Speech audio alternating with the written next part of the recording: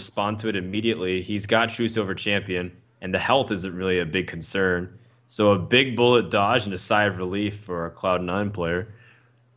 Semiju's way ahead on cards. He's got access to just slamming a Tyrion next turn. Just honestly a pretty good play on curve. So there's a potential for, I think just like Senjin True Silver looks pretty good, but you want to sit on your Kodo Humility combo, I think, to be able to deal with a larger creature. Yeah, when you have access to the deck list, you know what kind of creatures are coming out soon, so it's gonna sit on that. Not to mention Black Knight. These two cards, the Kodo and Black Knight, can provide such big swing on the boards. It's definitely your ticket back in. Semiju has so much at his disposal, though. Clento decided to deal a little bit less damage to Semiju by putting damage on Karin instead. And that Harrison, oh man, that's so good for Semiju right there. Such a swingy card. But yeah, he's playing around Consecrate by putting damage on Karin instead of on Eldor. Oh wow, that Harrison. Yeah, the Harrison able to continue to compound that advantage. It's just the equivalent of doing something like Black Knight. Now, Colento, his position is still pretty awkward. Can he do something with like a Consecration here? It doesn't really do anything that just trading on board doesn't do. That makes sense. Like, ugh. All of his plays are weak. I think you Consecration, you just use the Humility to kill the Kodo. Man, then Harrison Jones sorry, not 2 for. Yeah, sorry, not Consecration, but I meant Trades. Yeah, trades and Humility. Wow. This is just so bad. The fact that Harrison's able to go 2 for 1 like this, pay for itself. Alright, well, Colento gonna press, use whatever board position momentum he has to potentially secure the game. So he would rather let Senjin die to this Kodo than trade his Cairn, which is going to make him more resilient to an equality clear, and also deals 4 damage to Semiju's face. But it does let the Senjin die for free. Overall, I think it's correct. Kodo's going to put a point of damage on itself by attacking the Senjin, and then Colento's Kodo can finish it off. Or he can keep going to the face, which, I mean, since he's so down on cards to Semiju, might just have to be what he goes with. Okay, well, Semiju contemplating whether or not he faces his Karin, as opposed to playing his own Karin, because this allows him to squeeze in the Senjin. Can't complain about that, honestly. And Colento back at square one. How do you deal with this board that has a very intimidating presence, and your cards are... He's got Black Knight. Do you want? I guess he might have to. Oh, he drew Equality though. But if he didn't draw Equality, he might felt like he's obligated to use Black Knight. I think you have to play Black Knight and just go face. It might just be your best chance of winning. And press for 8. Still have Equality Consecrate.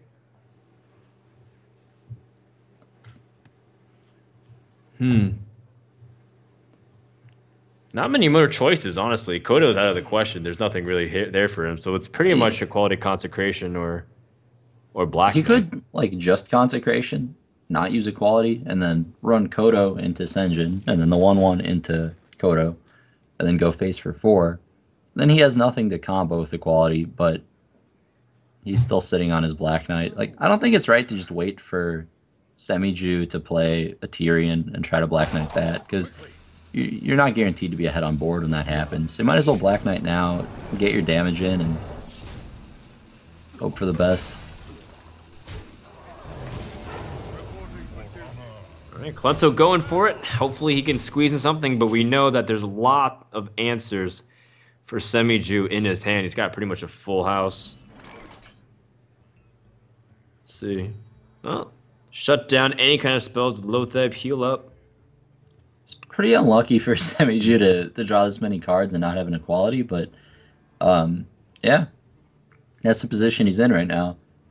So he's in very real danger of dying next turn. I guess you Guardian, Farseer, like you could Farseer to heal your Cairn and then kill Kodo, but it's probably better to heal yourself. You have to play Farseer. You can't Humility Hero Power this turn. You're Yeah, not I gonna think so too. guarantee to have a chance to play Farseer again after this. Your hand's so expensive already. You're gonna want to look for play things like Lay on Hands and Tyrion, but he's gonna go for the humility play. Either that or he autopilot the hero power and thought a little bit too little about what he needs to do here. Yep. So he's gonna opt to humility the Black Knight over the Cairn. Makes a lot of sense. If you humility Cairn, then Cairn can just be traded in, get his power back. If you're Kalento here, do you just equality? Like, do you attack Black Knight into the 1/1 and then equality and then kill the other guys? This is so aggressive what he just did. I would have equality'd and just held the consecration in case I drew the other equality. But he decides to just consecrate so he can keep his 2 soldiers around. Which is a fine play. I guess every point of damage matters. He has the killing damage on board, and assuming his opponent can't deal with it, it's Kalento's best chance. I mean, it is Game 7. Kalento needs to do something to win here. There's no more margin for error. And this is crazy. Like, Semichu doesn't have a Pyro. Is one card away. He doesn't have a consecration. You can't punish him for this at all. No. Is he gonna what? Not hero power? Because it gives a draw. It gives a draw to the Acolyte. Yeah, I guess he's down to 1 card. I mean, there's like no op. Wow. Yeah, I guess. Yeah, I guess That there's card no reason. difference. It's brutal. I mean, okay, so Semichu is not dead, and he can clear the board off, right?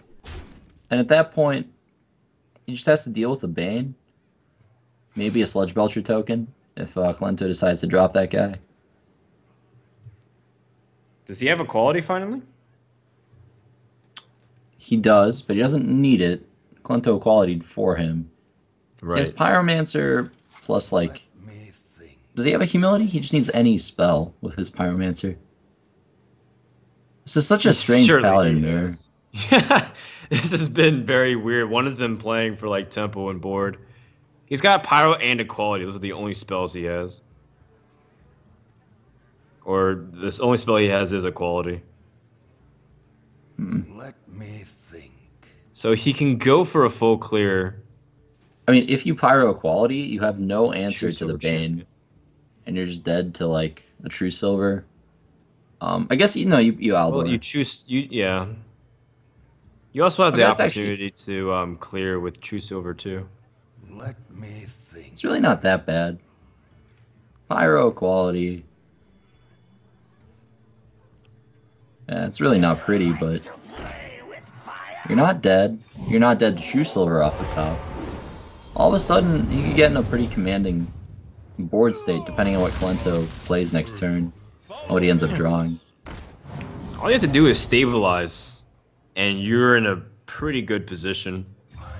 I like playing Farseer here over Acolyte. That's probably better, because you want to play Tyrion next turn. If you do that, you won't have the chance to heal. Playing Acolyte would draw more cards, but he doesn't really need more cards. Oh, wow. Kalento drew some good stuff. True Silver Champion and Tyrion, 2 cards, very valuable. If Tyrion comes out here, then True Silver Champion's impact is weakened by a significant margin. Yeah, he's wondering if he wants to True Silver before playing Tyrion so that he can get those charges out of the way. I like just slamming Tyrion, but I see the merit behind Sludge Belcher True Silver as well. Let me think. Put your faith in the light. Yeah, I think you want to put out as biggest creature as possible, and then just probably threaten to kill. Like, Tyrion is a win condition here. True Silver is more of a control the board state. Wow. Well, one way to answer this, Tyrion, is through your own Tyrion. That's true. Consecration's not going to do much. It pops the bubble. That doesn't really help you. I guess you have to play Tyrion. I don't see another option here. Well, the option is to go for a consecration, clear Tyrion, play your own Tyrion, and then laugh as your opponent can't get through your own Tyrion. You can't Consecration and Tyrion this turn. You can only Oh, do you're one or right. the other. So it's like... Well, I do mean, you- develop it over the next turn. Yeah. But like, do you let him... It doesn't really reduce that much power, right? Whether he's Tyrioning you in the face or Ashbringering you in the face. I guess this is fine. You play Lotheb, Prey. Could play Cairn instead, I guess. I think I like Lotheb more. I must move quickly. Oh, he's thinking about True Silver Champ? No. I think Well, Karen is much stronger. True Silver Champion just heal for 1. Yeah, but it heals for 2 again next turn. And it develops a 1/1, which isn't relevant. Okay. It's a tough game to watch. Yeah. Or it's a tough game to Paladin play, mirrors are rather. definitely pretty grindy, man. I mean, it's a tough game to play, but yeah, it's a pretty lengthy Paladin mirror. I'm sure there's some amount of Resident Sleeper in chat. Well, Kalento actually has an opportunity to kill now that Consecration has been used. So all these draws or all these cards right now are pretty relevant to killing off Semiju. But now he's drawn Holy Light, so Semiju can stay alive even longer now. Does Kalento have another Silence in his deck? Ecstatic about that. Yeah, they do both play Silence, don't they? I think Kalento plays 2 Silence cards. He plays Owl. So he's looking for another Silence. Another Silence could be the end, I believe. It's too short. If he's got a Silence plus 2 damage, then he's got lethal. Nope, he's got ways to extend the game, though. Alright, so... Wow, Kalento's like... He was down like 10 cards, now he's ahead on board and even on cards. What happened? I He's don't know, ahead on man. health? He's ahead on cards? Well, he got like four damage worth of free attacks because there was no Pyro, no Equality from Semiju, and then that Oh, kind of here made we up go. for the card deficit. Wow. Semiju unlucky here. Oh, wait a second. Is he just dead? I think so. He can't actually do anything. This equality is useless. Yep. What? This game just completely flipped around. Yeah, I mean, Kalento made an aggressive line of play. Semiju just drew half his deck without seeing an Equality or a Pyromancer, and then Yep. yeah, he ended up taking like 2 Wow. Pyroblasts worth of damage, Look at which that. ends up making up the card disadvantage. And to think about it, it's also the way it was analyzed where, like, all Kalento needed to do was stabilize and get value off his late game cards. But he was never able to. And Kalento was recognizing the ability to press. And, well, look at that. Kalento's going to win 4-3. Well done. Yeah. And it wasn't flashy. It was just the way Paladin wins every single game. Yep, well played by both players, I think, that game. They both did everything they could in their power to win. And yeah. All right. Well, guys, we're going to need a break after that one. Back-to-back 4-3s. So we'll need a few minutes. So rest up. Find out more about Prismata at prismata.net or even /beta and get your free code. And when we come back, we'll have our next match, which is Silent Storm versus Faramir. Stay tuned.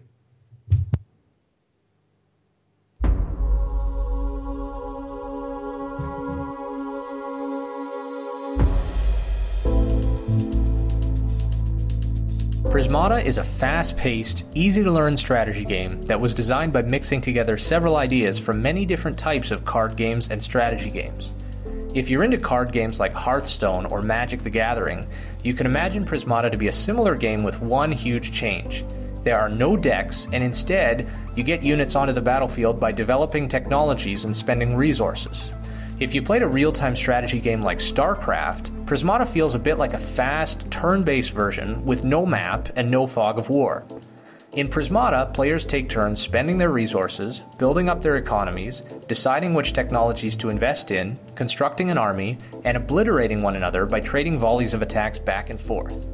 To win, you have to destroy all of your opponent's units and remain the last side standing.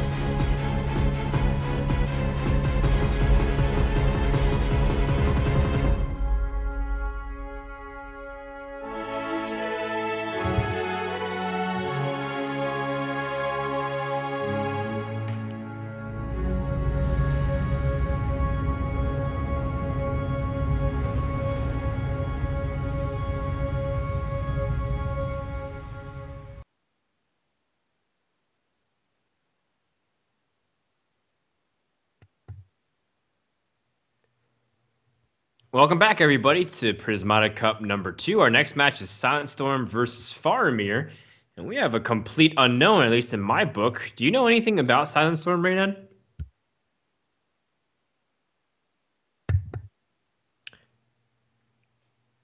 I take by your grim silence that you do not. Of course, I also take it that you're not even there. So I think I will solo wing this until Reynad comes back from blow drying his hair or doing whatever he does to get it up. So let's look at the classes from Silent Storm. He is the unknown player, and as you can tell, based off of his picture, it seems like he is kind of just like a guy who's just getting to know people. What's going on in his picture? Looks like he wasn't even aware that he was getting photographed there. But Silent Storm is an unknown. We'll see if he's able to continue a streak. He's the only undefeated player so far in Prismata Cup, and he's used Paladin, Druid, and Warlock, which seems to be a pretty well-rounded matchup. Paladin in general seems to be very strong now that Hunter's rotated out of his tournament, considering the buzzer ban deems it unplayable. Interesting fact, I believe Nimsh is the only player who used Hunter, despite the fact that Buzzard got nerfed. And for very clearly, it doesn't seem like he's been able to make it, so maybe he didn't figure something out. In the meantime, Faramir, he's a player who's recently joined DKMR. Used to be on Planet Key Dynamics, and he lives in Berlin, in fact, just a few minutes from me. I've met him a couple times in Meltdown Berlin, and we had some fun, friendly show matches and played against each other. Guy is pretty good at Hearthstone. He's very fun, and he loves BMing people, too. Not to mention that he's also into archery. I don't know if that plays a fact whatsoever, but I'm pretty sure he's, it helps with his accuracy to some degree. Reynad, are you there? Yeah, I'm here. Helps out with the Hearthstone mechanics. He won't misclick when soul firing face and stuff like that. It's really important. There you go. Well, actually, it might be really important when he's playing on iPad for that precision. As you would know, iPad's a little difficult to maneuver sometimes. It's a struggle, man. Yeah. Well, I'm excited to see no Paladin Mirror. So apparently Silent Storm hasn't lost once in this tournament. It's interesting to see just how much Paladin there's been. Clearly it's working out for everyone that played it, more or less. Yeah. If Silent Storm is playing a handlock variant, then it's cool to see that Faramir has access to Shaman, which, aside from Hunter, is one of the only decks that tends to be favored against handlock. So I like his choice there to go with Shaman. Aside from that, yeah, I just got to assume it's 2 handlocks, but seeing a lot more Warlock now in the later stages of this tournament. Pretty much everyone's had it. Yeah, everyone almost had. I looked at down the list of just competitors, and most people brought Warlock. It just feels way too strong. A few people brought Mage. A few people brought Shaman, like you mentioned, and even Warrior is not as common as you think. So people are really siding with the Priest, Paladin, Druid, Warlock lineup. Let's go into game number 1 and see what Silent Storm's all about. I asked the chat. Well, I asked you before you actually came back, but now that you're here, did you know anything about Silent Storm at all? Not a thing. No, it's handlock with Void Caller for additional 4-drops. Some people play this. It's good if you draw the Void Caller with the Doomguard. It's bad if you draw the Doomguard without the Void Caller. But yeah, definitely a very powerful card. Did I guess right? Yep, it's this deck. Yep. Well, I like his choice to lead on Warlock. A lot of people aren't doing that for some reason. Like, I don't know. You gotta play it 3 times, even if it loses. I'll just play Warlock 3 games in a row. But yeah, he got to open it up against Priest, so very, very good matchup for Silent Storm here. He's heavily favored to begin with. But Faramir does have a solid draw. Is someone injured? I think one of the cards that Silent Storm cut to make room for Void Callers and Doomguards is Hellfire, I want to say, so I don't think Faramir has to be too scared of that on turn 4. Yep, no Hellfire. Got both Hellfires. Oh, wow, 2 Hellfire, my mistake. He's got 2 Hellfires and a Shadow Flame, so he's got AoE for days. It seems like what he cut were the Ancient Watchers. He's even got Doomsayer in the deck. This is very funky. Pretty cool, but funky. Yep, it's a solid deck. It's just, Oh man, Soundstorm didn't have one of his 2 Hellfires. It's crazy. Right away. So doesn't want to attack one more time. That's interesting. I don't think there's much difference between 12 and 13. But it's Well, interesting to note that Soundstorm played Voidcaller before Mountain Giant, given that he had both. It doesn't die to Shadow or Death, so I guess it's a bit safer in that regard.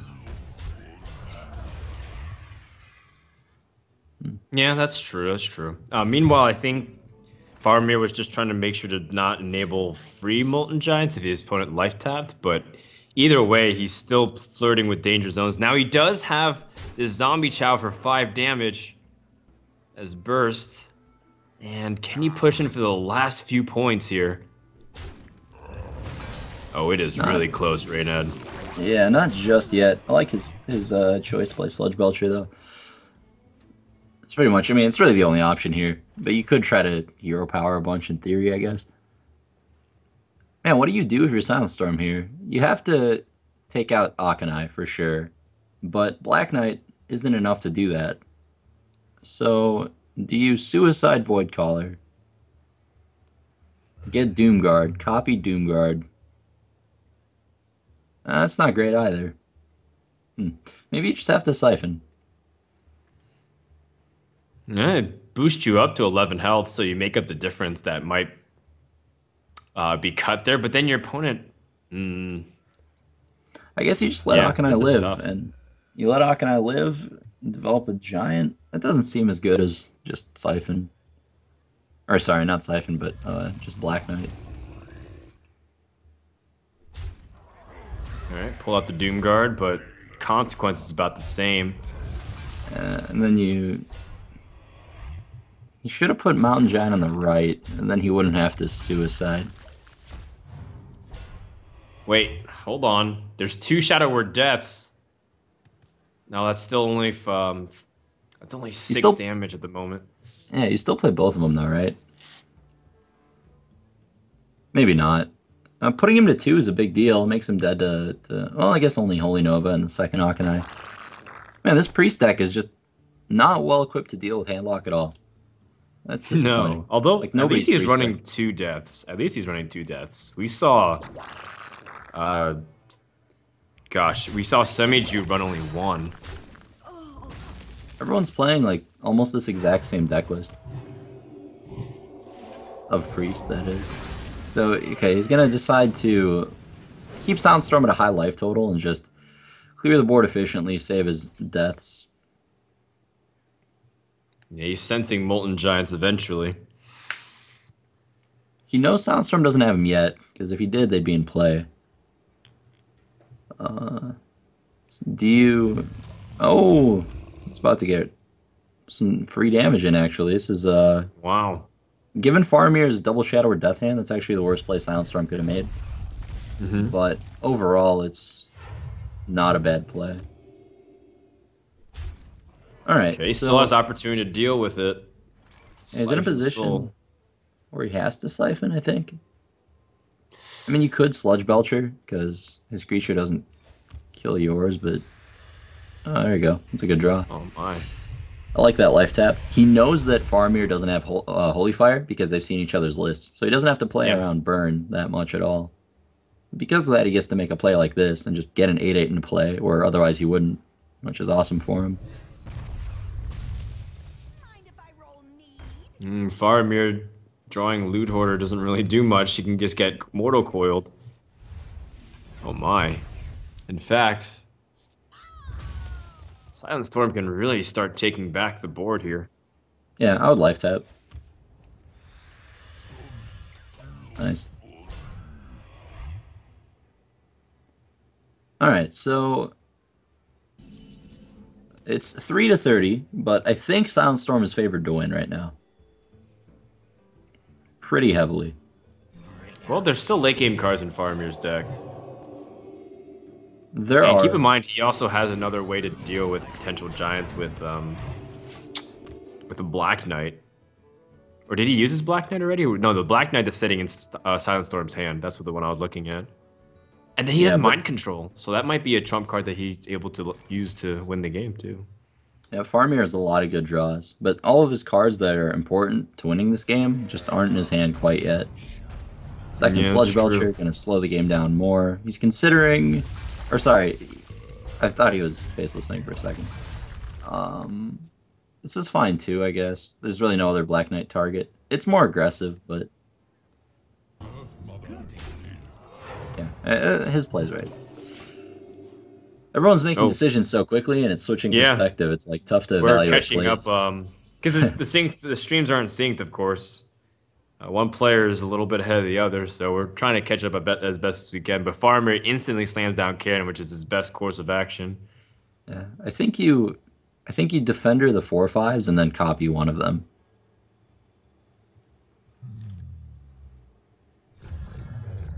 He wants Karen value. It sort of plays around board clear, but not really, because having a 5/9 would also play around board clear pretty well. He already showed both Shadow Word deaths. What are you afraid of? Yeah, exactly.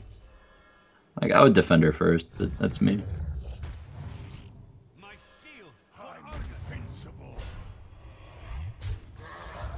Oh, well, Faramir is going to be struggling and looking at what appears to be 19 damage plus whatever's in the hand. Mind Control. Yeah, it's one of Off his the best top. draws. Yeah. But oh man, he's just so far behind on this board. Not too much anymore.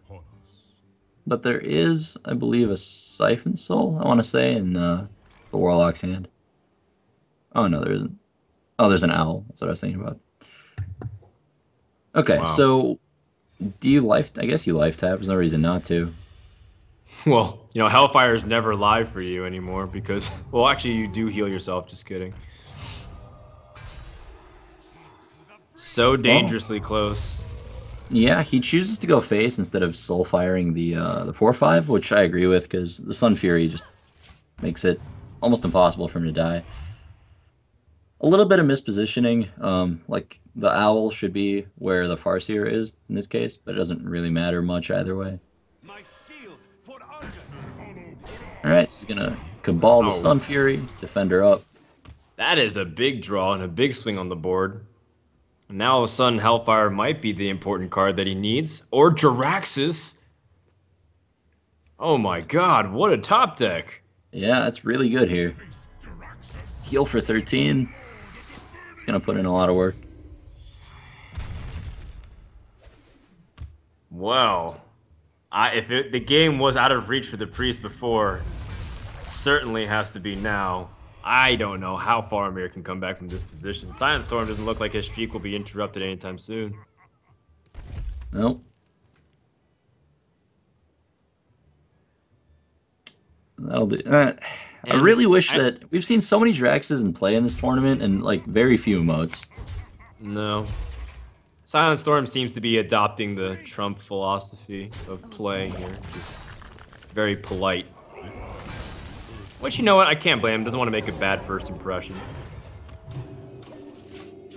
There's been people who come out gate swinging. Mouse is just pretty liberal with whatever they're clicking on. So Yeah, that's and true. some people kind of interpret it pretty poorly. They ask for like the death penalty. Yeah, I can respect that. Yeah. That's fine.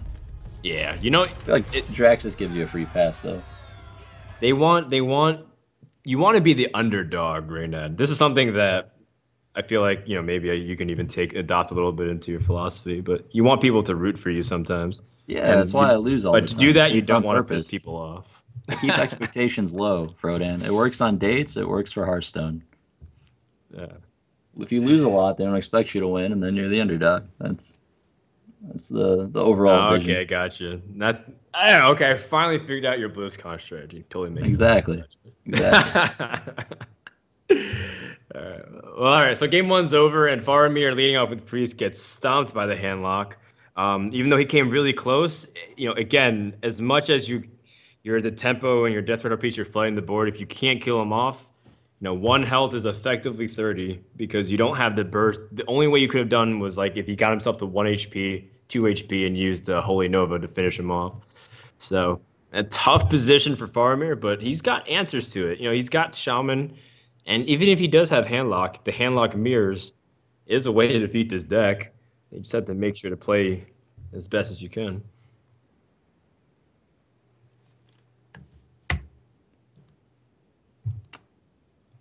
All right, so silence. All right, so let's go into game 2 and see what happens here with Silent Storm and what his deck choices. Seems like Faramir's going for Shaman, but immediate shift in direction, and Faramir's going for Shaman. Silent Storm immediately shifts direction to Ramp Druid. At least what looks like to be Ramp Druid. Scenarios isn't always telling. Okay.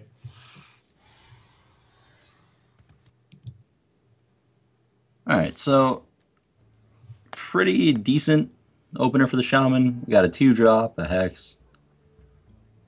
It really depends on like the build of Druid and whether they draw Wild Growth to know whether Druid is favored or not versus Shaman. The Innervate Harvest Golem, one of the best matchups to do this in. Completely destroys Shaman's early game every time. Yeah, everything comes out at 2 health, or even the 3 health with the hero power allows you to pick apart things very easily. So Silent Storm seems like things are looking pretty nicely for him.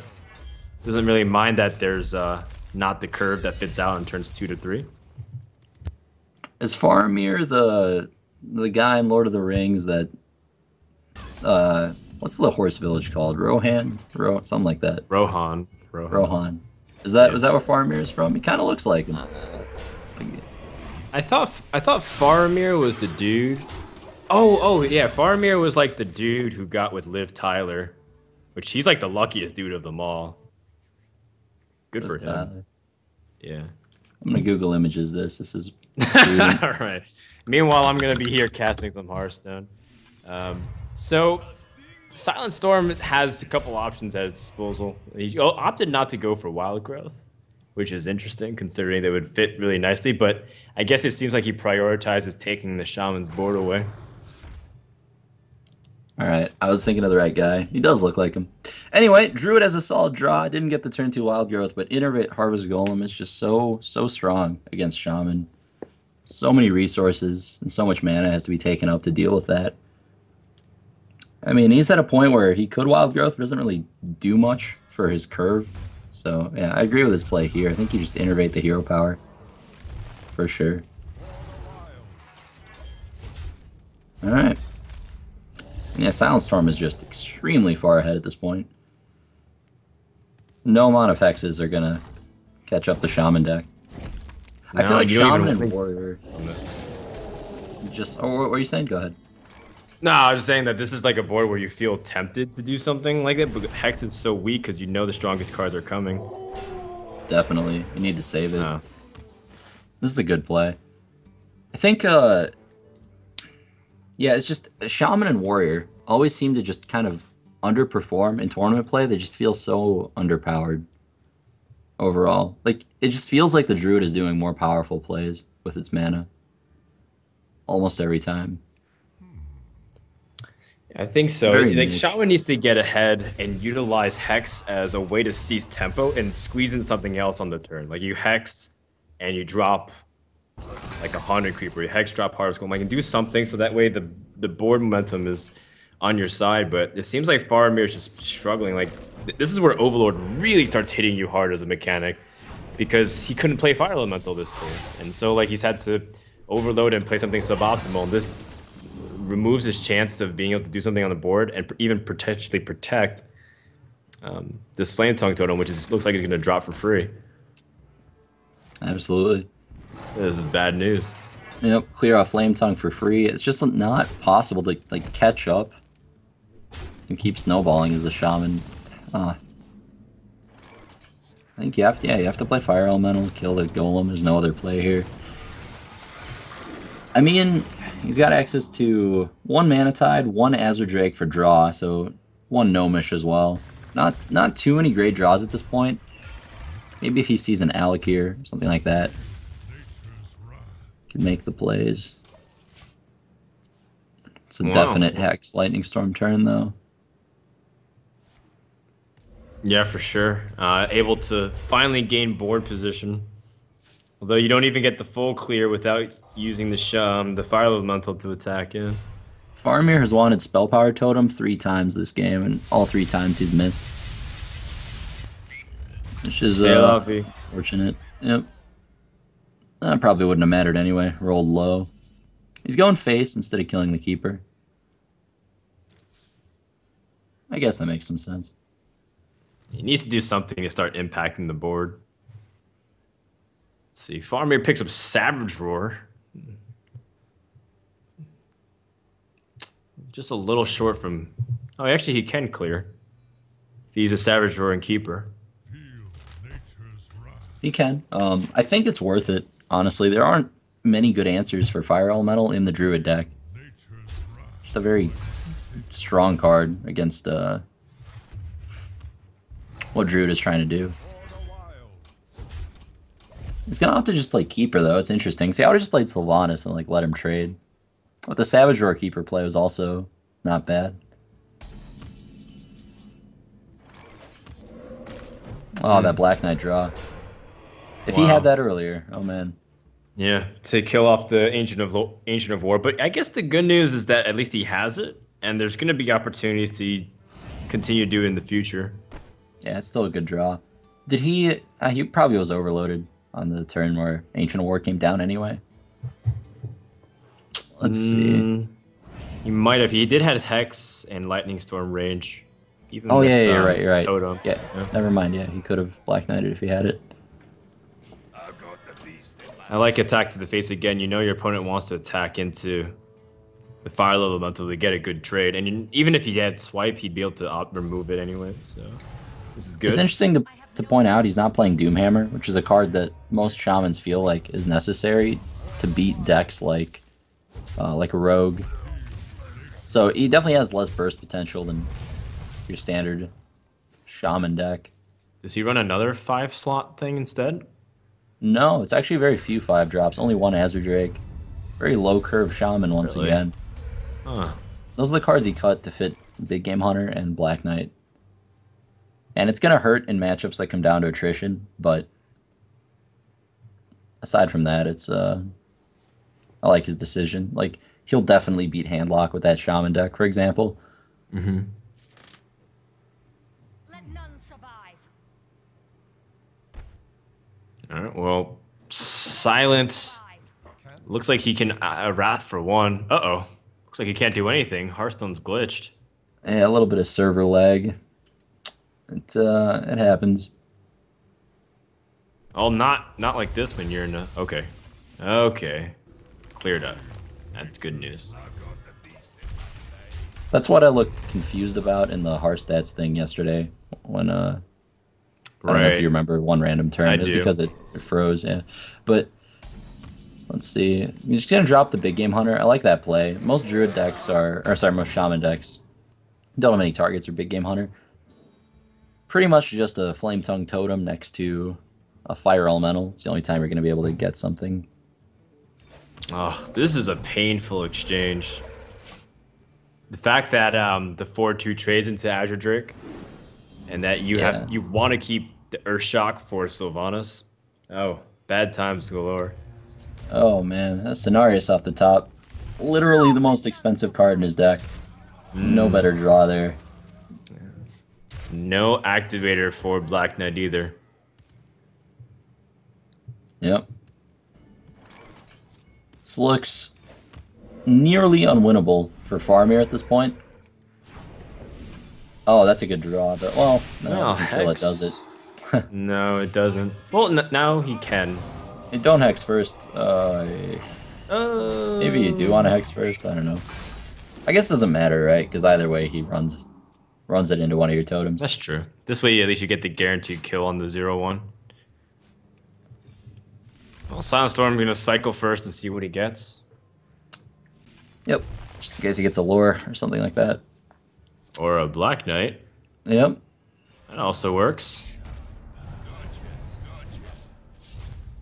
Let none survive. And Faramir is going to be running on fumes. The Druid has ways to rebound with Ancient of Lore, and he already has one important card in Azure Drake. He needs a series of crazy top decks in order to climb back in here. Otherwise, I'm ready to crown the Druid player. All right, well, that's whiff number 1. Yep. Oh man, it's just so brutal to play against Ramp Druid and not have a target for your Black Knight. This is like one of the ideal decks to use Black Knight against. Absolutely. I mean, if Silent Storm draws an Ancient of War, he might just go Corehound mode at this point. Corehound.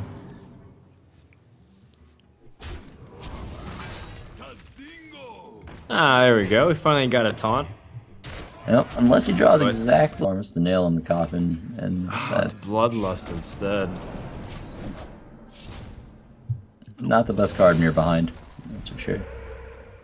1/1 totem. Farmer's totems have been very unlucky this game, at least in terms of spell power. Oh man. Yeah. Oh dude. Oh man, Faramir. He knows it. He doesn't even want to remember that game, trying to go to his memory banks and wipe. So 2-0 lead for Silent Storm, and the unknown player continuing his undefeated streak. Absolutely. I've been impressed with his play so far. So Silent Storm actually ends up taking the match 4-0, and because Faramir is having lag issues, we can't actually stream the last 2 games, unfortunately. But we're about 15 minutes behind on a delay to prevent ghosting, but they've already played the games out, and yeah, lag will prevent us from streaming the last 2 games. So congratulations to Silent Storm for decisively taking the match 4-0. That's a great run this tournament. Yeah. He's currently 7-0, I believe. Yeah, he's 7-0 overall in the tournament, which is a highly impressive run. And it's not something you can just luck your way into, considering the field of talent. And Silent Storm is a player that I don't really recognize if he has any team whatsoever or if there's anything. But overall, it seems like he's played pretty solid and he deserves to be here. Definitely. So we're going to get straight over to Nyria versus Kalento in the semifinal. And yeah, Silent Storm is through to the finals. So we'll see who's going to go ahead and challenge him coming right up.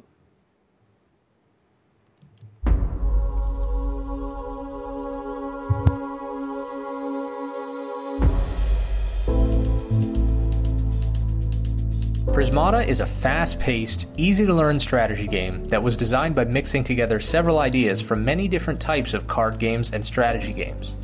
If you're into card games like Hearthstone or Magic the Gathering, you can imagine Prismata to be a similar game with one huge change.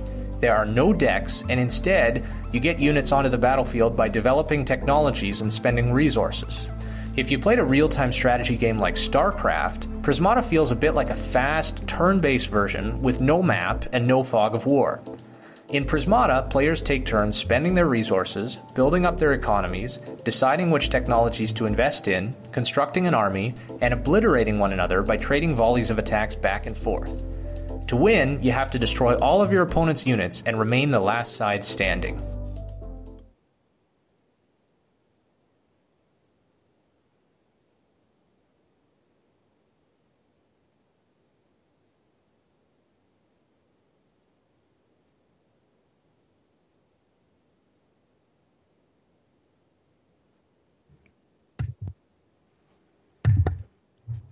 Welcome back, everybody, to Prismata Cup number 2. I've been reminded about 15 times in the past 5 minutes that it was Aragorn who got with Liv Tyler, so congrats to him. And Faramir was not. Faramir did not get anything. In fact, as far as I know, Faramir died. But so yeah. I guess parallels. I don't know what's. Didn't he get lit on fire almost? Faramir almost died, I think. And he then almost. And then he got arrested. The Crazy King tried to light him on fire. Yeah. Well. Oh yeah. That's right. His dad was like insane or something like that. Yeah. Poor kid. Now Faramir is out of the tournament here. He's out of the semifinals. The top 4 finish is pretty good for him. And I think it's good news because the DKMR guys, they've been trying hard in a lot of tournaments, and it's good to get publicity. The last guy to do it is in Prismatic Cup, where Brad was able to go to the finals against Gaurav. See, I don't know much about Lord of the Rings, but I know a thing or two about the Hearthstone pro scene. which is good for my career at least. Now, our next series will be Nyria versus Kalento. A match between, well, Kalento 1 and Kalento 2 is so the saying goes. But Nyria is starting to come into his own a little bit more. He's not living in shadow as much, considering how well he's performed in the tournament scene recently. He got top 2 in the VGVN 3, and now he's back in another top 4 of a tournament. And it seems like Innovation's been doing well. Innovation had 3 players qualify for European BlizzCon finals, and now another Innovation player is here in the top 4 in the event. What do you think about that, Reynad? Yeah, it's awesome. Clearly, great team, great players. I'm excited to see this match because these are the number 1 and the number 2 seeded players for BlizzCon, right? For the BlizzCon qualifiers, I think, in Europe, just off of ranking. They both jump straight into top 16, bypassing the first stage of qualifiers. That's right. So, yeah, I mean, the 2 best players in Europe, as far as I know, playing head-to-head. It should be a great match. They're playing pretty similar decks. Both have Priest, both have Warlock. Kalento's opted for Paladin, whereas Nyria is playing Druid. Yeah, I think in terms of matchups, I think Nyria is a little favorite. I think Druid is just pretty strong against Priest and Paladin.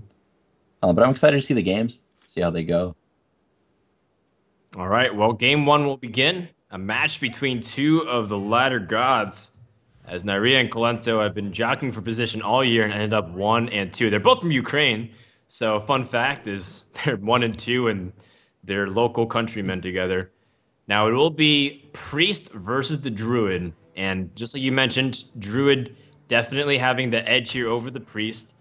It is the Control Priest though, and with Control Priest versus a Ramp Druid, there is a possibility of having Thought Steals get very strong draws considering how dense this deck can be.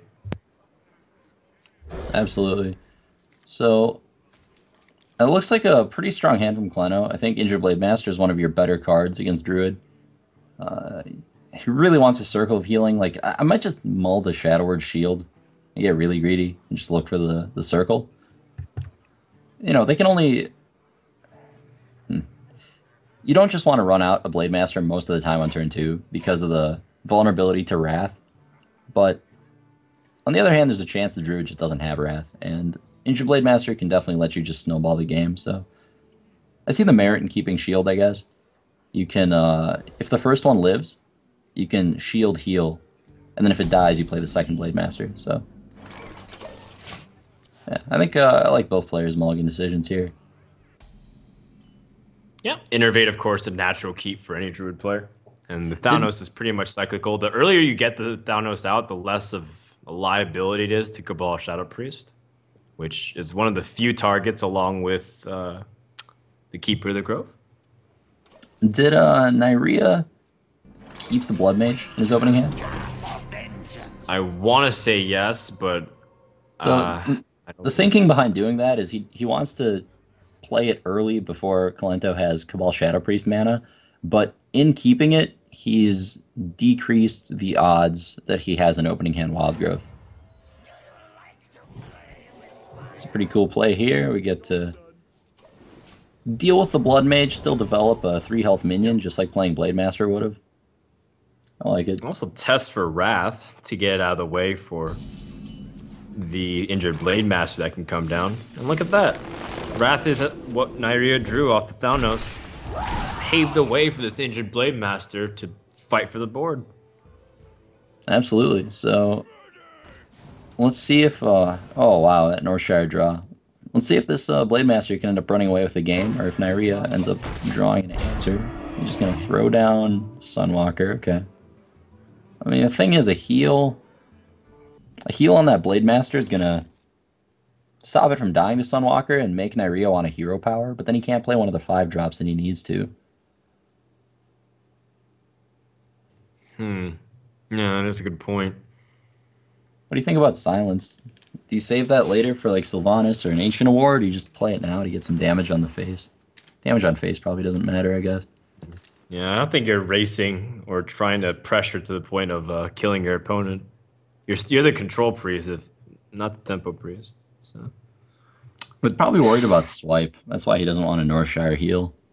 But I would still do it. Yeah, for sure. The Divine Shield is way too powerful, though, I think. Yeah, 4 free damage on your creature. Gotta silence Yeah. it, I guess. But the Divine Shield is the least of his problems. It's the 4 attack. And the continuation of more 4 attack creatures. Gosh. Well, let's see if... I did end up drawing Swipe. That's pretty good for Naria, honestly. I think you just swipe here. Because you're going to leave yourself with a 4-1 Sunwalker. I mean, Priest doesn't really have a good answer to that. I mean, it doesn't use your mana very well, so it's like tempting to just play a 5-drop. And maybe he wants to play Druid of the Claw and Lotheb. No, I think you're right, though. Like, the swipe, like, the most important thing is killing off this card draw so he can't get the insane circle healing combos of injured Blade Master. So denying it is really important. And then if he spends his turn, like, Holy Nova, then that gives you complete initiative to drop something on turn 6. Which you have a couple of good options. Knowing Kalento's hand, this was the best play, but you can make an argument there for like attacking Northshire Cleric and playing like a Druid of the Claw just to be more mana efficient. But yeah, I like the swipe more. So just gonna drop Blade Master and heal it. Oh, that Yeti's such a good draw because it lets him develop the board while dealing with this Blade Master. He really needed to use 2 mana to hero power there, but if he did that without drawing the Yeti, his turn was gonna be very awkward.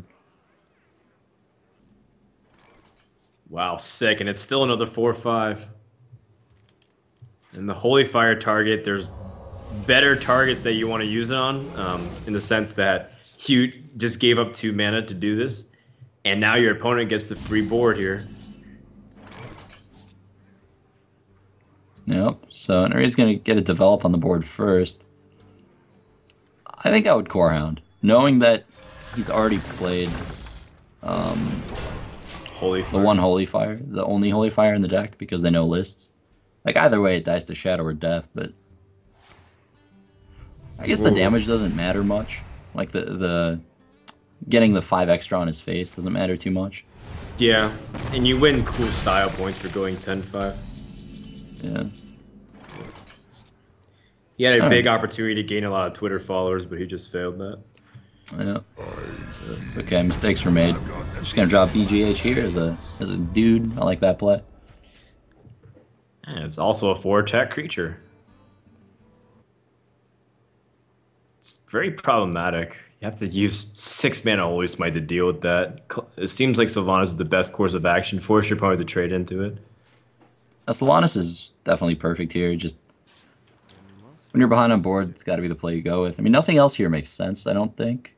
I mean, you could spend 6 mana Holy Smiting something, maybe Sylvanas later, but you just take so much damage like that. I think you just want to slow the game down to your mind control turn, if you can. The cool thing about running Cenarius as a finisher is that, like I said, it's one of the only finishers in the game that's resilient to cards like Faceless Manipulator, Big Game Hunter, Black Knight, and yeah, also Mind Control. You know, if you're going to get a 9-drop Mind Control, then Cenarius is pretty much the best you can hope for in that regard. I think you... Yeah, that's the dream for Sylvanas. 5/5 taunt, immune to hero power. The other option there was to go face and just try to ignore it. He did have 1/2 of the Force of Nature combo, so that was definitely an option. You'd have Kalento at like 20 and yeah, potentially threatening lethal. But then you give your a piece of your combo away, and you're also not developing something on the board. You're just having the Ents, the tree Ents. No, I meant just go face and like ignore the Sylvanas. Oh, I thought you said you go play Force of Nature and go for the trade. Yeah, that sounds reasonable too. There's no answer for this. I mean, yeah, just developing a couple guys, probably the best play. He could have spent a bunch of mana killing a 5/5 with Holy Novas and Pyromancer and stuff, but that was definitely not going to work out that well, so I like his play here. Just develop the board further. Naria's deck is just so aggressive for a ramp deck. Like, all it does is play dudes. in big game hunters. Very strong against priest. Was it Sylvanas Thought Stolen? Because he played BGH, and BGH is definitely a Thought Stolen card. And I was looking at Colento's hand, I didn't see anything else, so it makes me believe that that was the card that was also taken. It might have been, yeah. Don't quite remember. But he's going to protect his Ancient Allure, force Colento to, have another Shadow or Death for this. You might as well Mind Control. I don't think you're going to get a better target. Colento knows the list. And Colento knows that Nyria knows Colento's list, which means Nyria doesn't really want to just make himself vulnerable to Mind Control.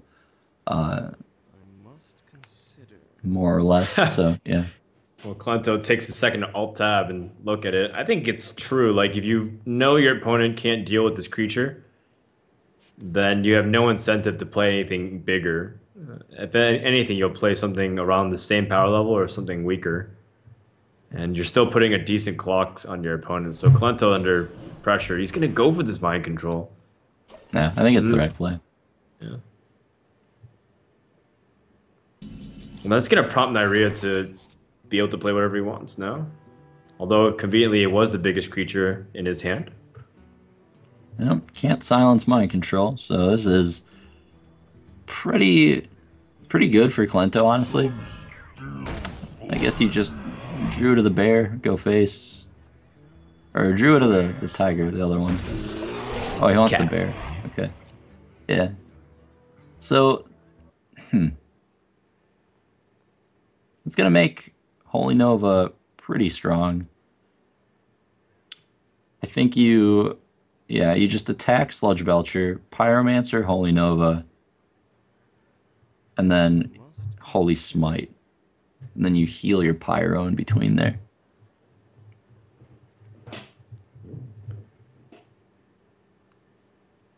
Yeah, you can clear that way. I did the math there, but it took me a little bit of time.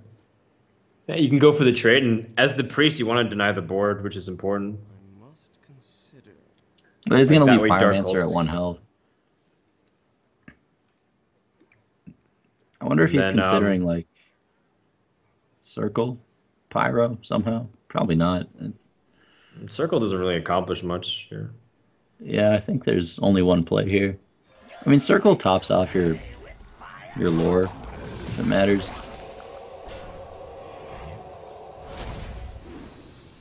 Ah, yeah, this plays better, because lets you... Yeah, this lets you heal. Get the final say of healing. Mm-hmm.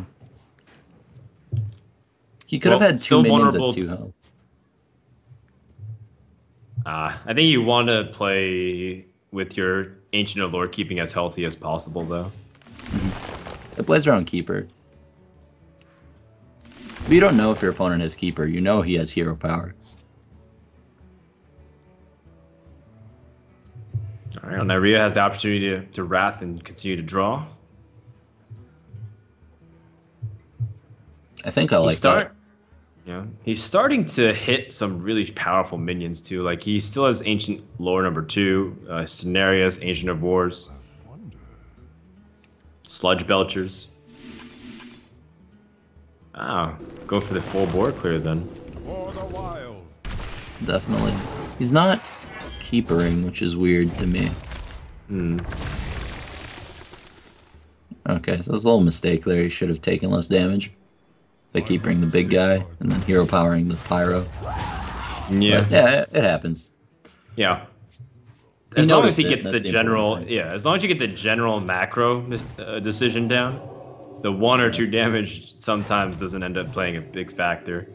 It is Priest after all. Are we expecting like your opponent to Thought Steal, Force of Nature, Savage Roar? I don't think so. So, Colento desperately wanted a Cabal Shadow Priest here. Didn't have it. Had to run out the one earlier just as a Chillwind Yeti. You will be able to Shadow Madness here, but I don't think it's going to accomplish much. Unless he has something to go with it. Doesn't look like it, because the can't even bust through the first wall here. Well, I guess you could if you used Holy Nova. Yeah, you gotta You got a Shadow Madness Holy Nova, and then the board is clear. Yeah, the board's clear. I don't think there's another play, though. Got to go with that. My fate is sealed. Just the brutal part here for Kalento is that he's already drawn his Mind Control. He's already drawn his Sylvanas. He has one Cabal Shadow Priest left. That Sludge Belcher is literally the biggest threat in his deck. Does he? Oh, that's right. He has to Thought Steal something nice then, too. Otherwise, he's just going to be drawing second Circle of Healing and have no application. Nyria also is drawing blanks, too. He's only got Black Knight as a minion. I mean, Nyria's gone through most of his threats, too. How many cards does he have left in his deck? We've seen how many Ancient Allures? Just the one? Just one. He's got another Ancient Allure. He's got Cenarius. And he's got one more Sludge Belcher. Sounds like Nyria's draws are a lot better than Kalento's. That Akanai, actually a good draw. That's one of his biggest creatures. And Nyria is low, so Kalento needs Nyria to brick here. Boo. Forgot about Black Knight being as an opportunity to swing the board. Well, that's a great way to do 5 damage. Kalento still can pick up Thought Steal, though. I think one of his worst draws would be Cleric. Oh no, he did. That's right. Sylvanas was stolen. There you go. Ah, okay. That's much better for him. Do you kill the Black Knight here with Akanai? It won't necessarily die to hero power, but it does make you vulnerable to swipe. If you don't, will you lose something like Sylvanas? I know you saw 2 keepers already, right? There's actually no reason to kill it. There's no reason to... Oh, he's going to hold the Sylvanas. If he's going to hold the Sylvanas, I like this play. Yeah, because you want your opponent to play something big first. He hasn't seen 2 swipes yet. That makes a lot of sense. Wow, Cenarius and Ancient of Lore. Those are some good back-to-back draws for sure. He's going to opt to Cenarius rather than lower hero power. He is pretty low. I think I like that play.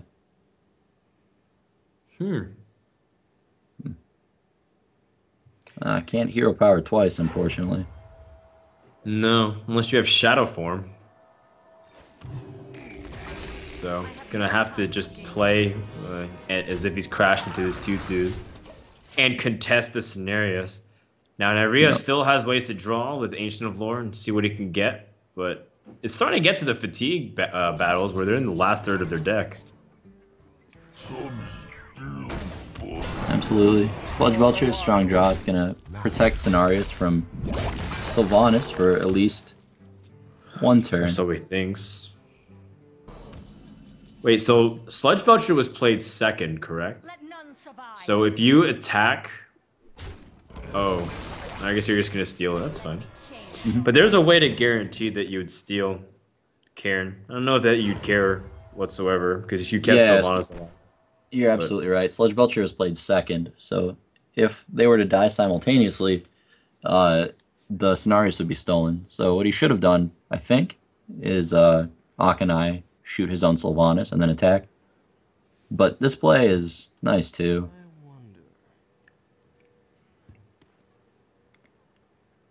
I mean, is Kalento dead to Force combo?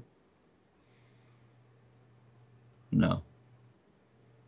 12 plus 7. He's 1 short.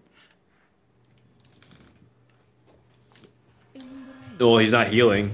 So, in fact, yes, he is. If that's the case. But his opponent did use Force of Nature, believe it, right? Earlier. Oh, yeah, that's right. I forgot about that. Should be okay. Yeah. He's out of range. Oh, second keeper. There you go. But second keeper uses up so much of your other remaining mana. What to do? What do you do here? Holding man? off on that Sylvanas. I mean, this was so well played by Kalento, where he held off on Sylvanas for that 1 turn. I feel like that's the reason he's actually in a good spot here now. I like this use of Savage Roar too. That's a very good play.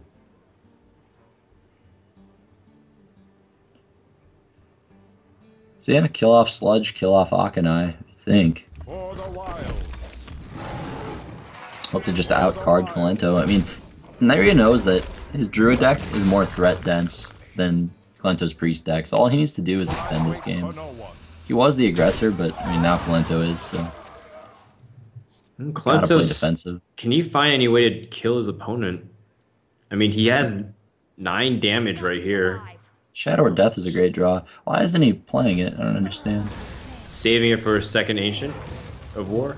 Because he can't deal with that Ancient of War otherwise? He could deal it with the Sylvanas that's in play, and also deal 5 this turn. Well, he's Know what I opting mean? to save it, and this Ancient of Lore will draw the 2 out of the 3 remaining cards for Nyria. It'll just heal. There's no way he'll draw here. Goes phase. I disagree with Kalento's play there. I think that's like 5 damage he missed. Might end up being a really big deal. Unless he's trying to win with fatigue, in which case this is a fine strategy, but I just don't think that's gonna work.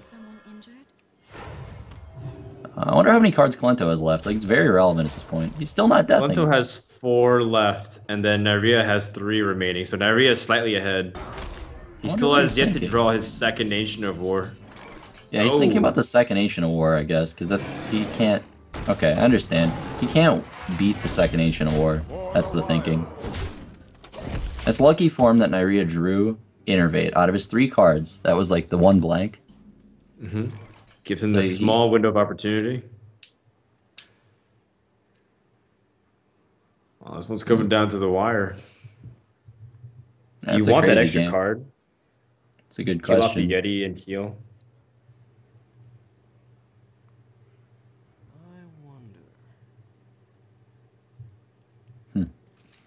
Yeah, knowing the deck list, Kalento recognized that like he couldn't actually beat the second Ancient of War, so he needs to save the death. That makes a lot of sense. Okay. I would have gone with just like the attack face 3 turns in a row plan, but I don't think it would have been enough.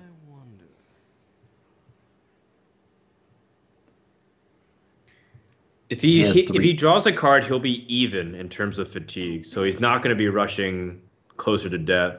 I think. Could he even play the card he drew? That's true. Wow. All right, so another way to build up board, and Northshire Clerics kind of served their purpose already, anyways. So you trade her in. Guess you save the circle. If you count 2 wraths used, should be fine. This Cult first game's is a already solid kind of draw. crazy. I can't believe. Oh, that's right. He thought still Sylvanas. Sylvanas is still a live draw here, considering that Kalento stole it. Wait, does that mean Kalento's like last card will be Thought Steal, and he Thought Steals 2 Ancient of Wars? No, you only steal 1 card if you Thought Steal with 1 left in the deck. It comes up too often. But yeah, Kalento will get a. He has a Thought Steal left, right? Just the 1. I believe That's so. why he was so upset. I understand now. He looked like upset when he drew the Dark Cultist, and I'm like, why? It's a good play, but he was looking for a Thought Steal that turn. He should have Circle of Healing to draw the Thought Steal. He doesn't look happy. He must not have drawn Thought Steal. Oh! Yeah. Oh, that's too bad. Thought Steal is the very last card for Kalento. And you're right, he should have used Circle of Healing in order to climb back, but I don't... He wouldn't have hit it anyway, though. But yeah. You sure? Yeah, because he would have drawn Circle of Healing might have drawn... He would have drawn this circle right here. No, then he would have drawn the Thought Steal right now. He would have at least gotten Ancient of War. Oh, that's a good point. Yeah. Do you circle now? Well, you do, right? There's nothing else for you to do. I was gonna suicide all of his stuff. Oh, that hurts. Wow. And then he's gonna try to win the fatigue. But I don't think he can. This is crazy.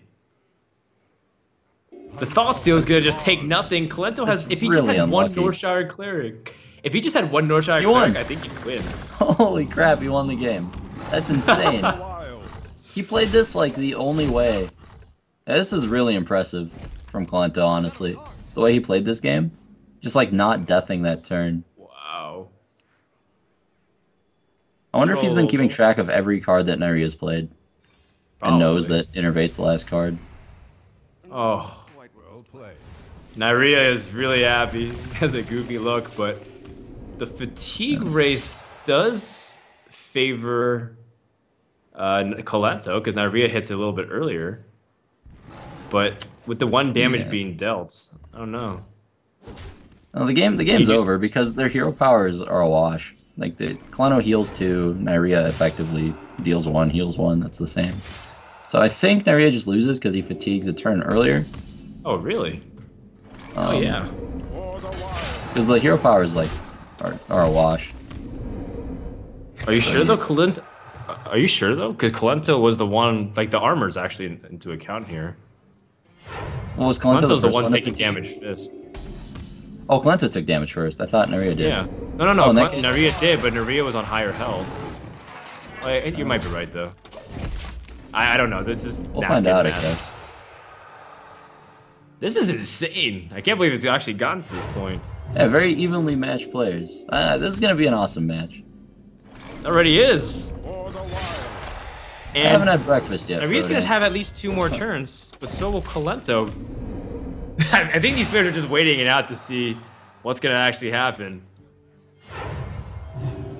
You know, in the previous Prismata Cup, Reynad, there was a match with Ties and Gar that was similar to this, and it got absolutely down to the wire. But it looks like Colento will barely survive. Wait, but then the 1 damage from Nyria is live. Right? So then if he can deal the last point of damage? No, because he's only gonna take 6. Well played. For the wild. So he's actually Yeah. gonna win by 1 damage? What is this? No way! I can't believe it! Oh my Not even god! close. This is Hey, bananas! Do you remember when Nyria took some extra damage this game by hero Yeah, he power took the wrong 2. creature? I don't think it mattered though. It was only two damage extra. Wow. Well, that was a good game.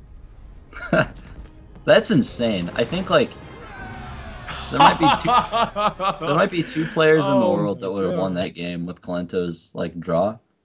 If he played that any differently with the Shadow or Death and the Sylvanas, he held off a turn on Sylvanas and then he held off on the Shadow or Death. Like nobody would have done that. That was really well played. Yeah, I'm really impressed in that speechless. game. Really well done there by Colento. And It he wasn't breathed even a like- sigh of relief because it was close. Because I thought the hero power from the Druid would make the difference, do the 1 extra damage. Because it kind of like gives you 1 accelerated on the fatigue, right? Because you can push him a little Yeah. bit closer. But I counted wrong by 1, so I was like, oh god, actually that does make the difference there. But the thing is, like, it's not even a flashy play, right? Like, just not playing Sylvanas for a turn, not playing... Like, people don't remember those kinds of plays, but oh my god. That is so much more impressive than anything involving the card Ragnaros that, you know, makes highlight reels. Like, to just not play that like, either of those cards when he had such a good chance to. Yeah, that is really impressive. Well played by both players, honestly. Let's see how the rest of it goes, I guess. Fast ride. Well, that was an epic way to start off this semifinals with Colento versus Nyria. Colento does have the upper hand for now. Let's go into game 2 immediately and see if he can keep this up and how these guys adapt to each other throughout the series. Wow. Insane. Versus Anduin. Alright, so Bring victory. Priest versus Will Paladin. fight with honor. Let's see mulligans here. Yeah, seems right.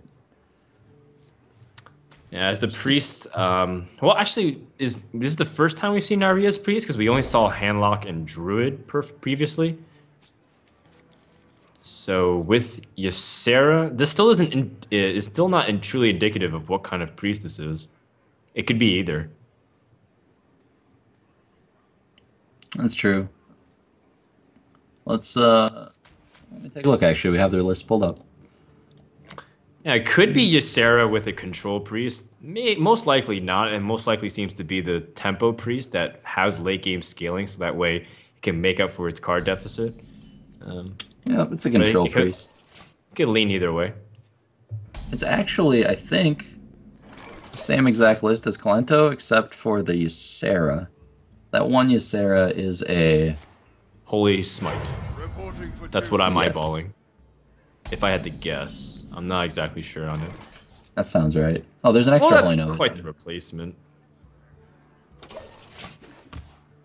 There is an extra Holy Nova. I think Kalento only plays one. Reporting for duty. Well, All right, now Kalento is off to a pretty slow start, but Paladin always is. And when you see a priest with a slow start too, you start to begin suspecting control. I thought that Nyria would like playing control priest because I know innovation players have been experimenting with control priest, so it seemed to be along their MO. yeah, Nyria decided not to coin the Dark Cultist, which let it die on curve to True Silver. Which might have been right. I don't know. Well, it depends on how much use he gets out of that coin. Opting to be really conservative with it, though. Coining the Cultist would have let him kill off a token earlier, which would have saved him a decent amount of life, but not too much. The coin is probably more valuable. Yeah, I Oh, think the coin is really important on these control matchups. Let Look you at get how- the extra swing. Not to mention that it's also important. Sorry about that. It's not to mention it's also important for the Pyromancer to get some synergies with an extra sweep. Yeah. So Kalento's opting to play Senjin here instead of another Sludge Belcher so that he can hero power, just maximize value out of that. Yeah, Paladin is just so good at dealing with Sludge Belcher if you have a True Silver. It's impressive. Not many classes can do much about that card. Naria's going to keep being patient with the Akanai Circle Clear. I like this decision, for sure. Force Kalento to commit maybe an Aldor Peacekeeper, something to the 4/7 first, then clear off the board. Yeah, otherwise you're giving 2 for 2 at the moment, card-wise. You can get a little bit better. He could True Silver into it. He wouldn't want to play Shade afterwards because that would make it vulnerable to Holy Nova and make his whole board vulnerable to Holy Nova. Yeah, Hero Power True Silver seems like the best play. I wonder if you even... Yeah, I guess you kill it with Senjin. Go face it the other ones. Yeah, don't give up the first body of the sludge unnecessarily. But then the just first body wondering, of the like- sludge becomes vulnerable to Shadow Madness. Yeah, like maybe going face was the better play here. Yeah. Oh, he's gonna trade. Huh. That's a tough call. I mean, if he does Shadow Madness, the sludge, it's still not gonna trade off. You need more damage to be on the sludge for that Yeah, to happen. Yeah, that's actually perfectly true. And Aria can just go to Holy Nova, shut down a lot of the hero powers, Yep. and go back down. This matchup very well might go to Fatigue also. He's being very patient with his cards. He could coin a Ysera next turn, but not anymore. He wants to mind control for sure. No reason to... Well, yeah, you should attack, because Shadow or Death could happen. Yeah, don't lose that charge of 2 silver unnecessarily.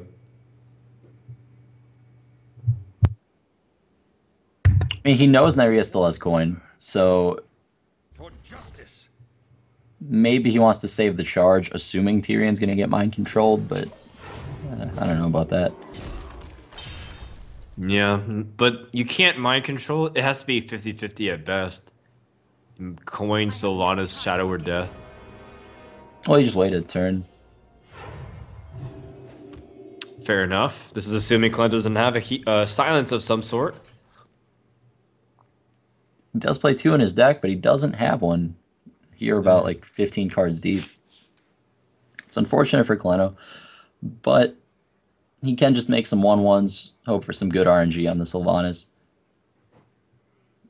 Not a terrible strategy, I don't think. The difference between a Tyrion and a 1/1 token Well, is just game swinging, massive momentum Hearthstone. building. So. what he could... Okay, this is a little cheeky play, but what he could do is attack face with Tyrion and then humility his own Tyrion and play like a Sludge Belcher. Let me think. might do that. Because Humility, I believe, can target anything. Peacekeeper can only target enemy minions. So that would make it impossible for Nyria to suicide as Sylvanas, and then you could maybe get 2 turns of Tyrion getting in there. That's a really cheeky play, though. I don't know if it's... Yeah. Test me, child. Oh Just wow, gonna he's forget going for RNG. the immediate cash. And it takes the Pyromancer, which is a pretty good even exchange that way to avoid his Tyrion. Yep, great RNG for Kaleno there. So Wow. this turn is going to be spent coin mind controlling. Like 100%. There's no way there's any other play here. Yeah. Not to mention that you've already tested for silence on your Sylvanas. So the taking the Tyrion seems appropriate. Is there an alternative play though? Seems like he's taking his time just in case. Yep. It's time for Nyria to put his faith in the light.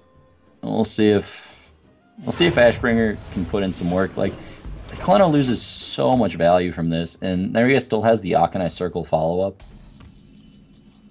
I feel like Control Priest should be heavily favored in this matchup. Because of the Thought Steals mostly. We'll see if that ends up being true.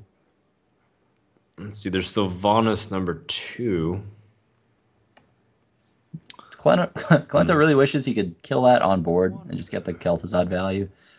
But it's just not an option. Like, there's no way to get through that this turn. So, I'm not sure what you do then. Do you have to just play Sylvanas hero power? Maybe you play Kel'Thuzad anyway. Yeah, what's wrong with playing Kel'Thuzad, getting another Sludge Belcher and a couple of other stuff on board while doing damage? Seems to be pretty reasonable. It makes you kind of vulnerable to Akanai Circle, but I guess you have 2 Belchers then, and... I suppose. I don't know, I've never played a Kel'Thuzad without, like... Yeah, I guess you're getting some immediate value. Right, without, like, checkmate value, right? Like, of, like, super powerful... Like, Yeah. this, like, if you don't kill Kel'Thuzad, you have to have, like, an amazing board sweep. I know those things. But yeah, Maybe he some just players just want to get a little bit of value. I've seen, like, RDU play it with, like, a minion and a half, like a token, and just trade it in, and then it's, like, a 6/8 that has to be dealt with. It's got, like, super taunt. It just depends on your hand, though. Like, sometimes you have a clunky hand and you have to do that, but in this case, Kalento has another good play in Sylvanas, so maybe he gets 2 Sylvanases. Who knows? Oh, my. How about that? Holy Nova and Equality. Don't test me, child. I would say that's pretty good. Yeah, it's gotta be the play. He's gonna opt for the Akanai Circle clear instead, but that gives him an Akanai. Why is this better? No, this doesn't die. Why is Or this? is he?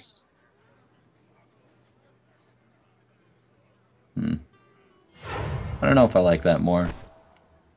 Even like the fact that Nyria doesn't know what he's doing after this means that it wasn't as well thought out as it could have been, I think.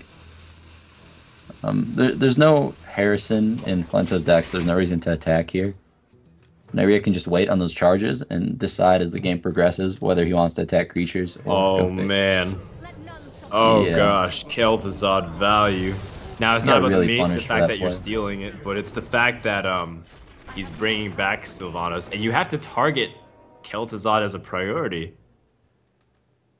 Yeah, equality there was, I think, a better play, right? You just don't... The problem with Equality is that you give him Tyrion, though, right? Because actually Tyrion No, doesn't die. you equality and then you trade in Tyrion, and then you... Oh, right. Yeah, no, it makes sense then. Follow the rule. I mean, this kind of did the same thing a turn later, but... I guess equality is less predictable, so by waiting, Kalento has less information about what Nyria thought stole. Yeah, I was just trying to tap into maybe why Nyria didn't do that play, but you shot down that theory almost immediately. Ysera insta-called here for Nyria. Maybe you can pick up a big game-changing card. Yep, definitely a great play here. No reason to play Northshire, I don't think. Nyria's checking deck size right now just to see whether he wants to even draw cards, because he recognizes that it might come down to fatigue. But he's going to decide to just not let Northshire die for free to that Eldor Peacekeeper. He can do better than gaining 3 life off that Northshire. Kalento doesn't have the equality, and Ysera is ready to top deck and wreck. So I don't know what he's going to do about this. You can either play Shade or you can play Humility. Reporting for duty. Yeah, Kalento just used his Humility combo too. This is tough. Well, at least this Ysera is just a 1/9 totem wrecking ball. Or not totem, but token wrecking ball.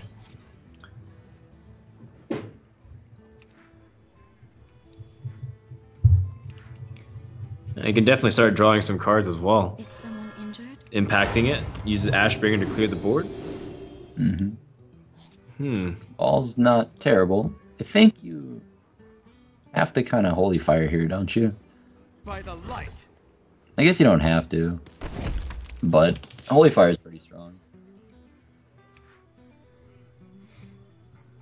Is there trouble? Well, you've already dealt with Tyrion. And there's not a lot of other late game cards, right, from Kalento? Like this line of play So- lets him keep the 5/6 alive. And then you're just taking more damage. I don't know about that. It could be worse, I guess. 6, 10 damage at the moment. Well, he could run the 1/1 into Laughing Sister, consecrate twice, and pray. But I do like Shade of Naxxramas twice here. Definitely seems better. Hope he doesn't have Holy Nova, and yeah. Kalento has a real chance of winning this. Holy Fire plus heal is going to get him to 16. 10. Kalento's short quite a bit of damage, actually. Assuming Nyria plays Holy Fire this turn. Yeah, but he's got ways to sweep now. He's got Silence and the Nightmare. That easily can kill off Yeah, it should be everything game. else. Yeah, I think so. I don't foresee a way for Kalento to dig himself out of this one, as much as he did his best Houdini impression the previous game. He's Looks even like gonna save his Holy Fire here. Yeah. But I don't know why, because you have to play it anyway, right? I suppose so. The Silence is not a great So he target missed at one that. point of damage there. Not a huge deal though. Again, could have Holy Fired the creature and then attacked face for 6.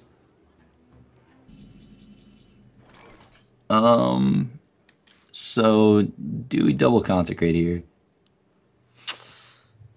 You double consecrate just to kill off the Laughing Sister. That's about it. You could silence the Ysera. You start taking 4, but he stops getting dream cards.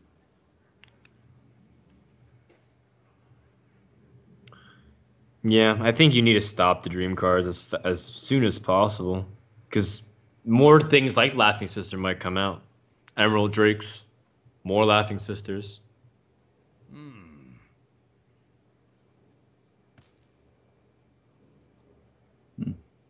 I mean, this Northshire Cleric's gonna die next turn anyways. Okay, well, Kalento concedes because he doesn't feel like there's a point for him to win, and Nyria evens up the series off of a pretty well-played Control Priest. Now we'll go to an even best of 5 score from this point on. First to win 3 from this point on. Not the epic follow-up that we expected, considering that previous one went to the entire distance, but still pretty fun. Yeah, definitely. Glad to see him even it up. I'm pretty sure this is gonna come down to a 4-3 series. I don't see anyone getting swept here really. Kind of a marathon casting for sure. I feel for you, man. For all the sweet tournaments there have been for the past 10 days. Must be exhausting. Well, nothing will top Deck Wars, where me and Chan casted for about 13 hours straight in one day. Jesus. Oh man. How did you find time to eat? I didn't eat that day, but Oh no. it's okay. I feed off of people's attention. It's good enough. All right, game 3 is about to begin, so let's go into the board and see how Kalento responds here. Now, keep in mind every single deck is live, but neither player have touched their hand locks. Light shall bring And once again, Priest versus the Druid. Now, the priest deck seems like it struggles a little bit. Wow. But Kalento got really good thought steals, and he's like, do I want to You keep see this that? now for later? He kept BGH. That's crazy, because he knows Kalento doesn't play Chow, and he wants to use it to trade for Dark Cultist.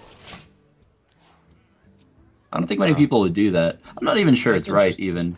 Because I feel like you just want to maximize your odds of drawing Wild Growth. So I wouldn't have kept it. Oh, outplayed. Maximized. Odds maximized. There you go. Now BGH is not going to look nearly as good, though. It's just kind of sit in hand. You definitely coin Cultist here. Cultist into Cultist. Yeah, he's alt-tabbed. He's not looking at Holy Nova right now. Yeah. Just looking over deck lists. Making sure to play with this information.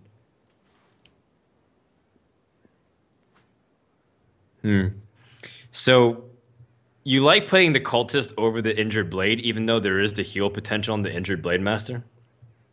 Yeah, because you have 2 3-drops. You're not going to spend your next turn healing Blade Master, I don't think. Oh, he disagrees. I mean, this also exposes you to Wrath. There's a lot of reasons I like Cultist more, but this isn't necessarily a bad play. Like, Nyria doesn't have the Wrath here. And, yeah, could just work out very well for him. Wow, second Wild Growth. Yeah, maybe you just play Sunwalker. I guess it doesn't do much that Yeti doesn't, but... So, do you... Okay, well... Sunwalker. I was wondering if there was any room to use Wild Growth and then curve out for Sunwalker next turn, but... I guess the Sunwalker here takes a priority. At least it doesn't let your minion just die immediately. Right away. Yeah, I know what you mean, though. Like, Innervate Wild Growth was not a bad play.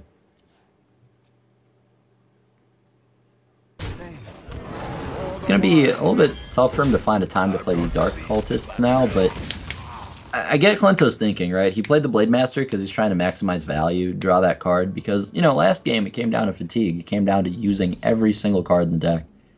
And if this game plays out in a similar way, then... Oh, no. Oh, that Sunwalker is way too good here. You have to just play Akanai, I think. Unless he's hoping to draw Circle. Well, he's got Holy Nova next turn, and barring I could any just- weird Earthenry farce here, he just waits for it. Yeah, I could just play nothing, I guess.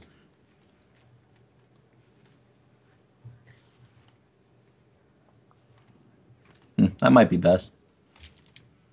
If you're playing for value, that's correct, but the thing is, Nyria's gonna... Like, if you don't play anything, Nyria's gonna play a 5-drop. Because his deck has so many of them. Right. And then at that point, your Holy Nova is not clearing the board, and it's just not a good time. Big Game Hunter being merciless in this Priest Paladin format. Or the decks people are playing just are either weak to Big Game Hunter, or they don't have good removal for Big Game Hunter. Everyone's card is- removing Rag from their deck lists, it seems. The only one runs Ragnaros seems to be Warrior, and we haven't seen a Warrior in quite some time. Jungle Panther OP. It's been attacking like 3 turns in a row in every matchup. That's right, it's a Jungle Panther without the ability to stealth. Alright, well, Kalento still kind of just dangling here, trying to stabilize the board. The flurry of 4 attack creatures have been unending. The damned stand ready. Yeah. Play double Dark Cultist, which is the dream, to at least get both of them to activate. But Nyria has Silence. He's got double Silence. Oh, man. I think you play it too. Yeah, you have to. Oh, well, it doesn't matter which order you do it in. Silence before or after doesn't matter. Yeah, kind of inconsequential. I think you hold on to the other one though. Just hero power. Yeah, you know your opponent plays Sylvanas. Ysera Oh. as well. I really like that going face play. If I was on ladder, I would never make that attack, but since he knows Kalento's entire deck list, knows there's no Black Knight, knows there's just no way to get punished for this, He decides to take the 4 points of damage for free.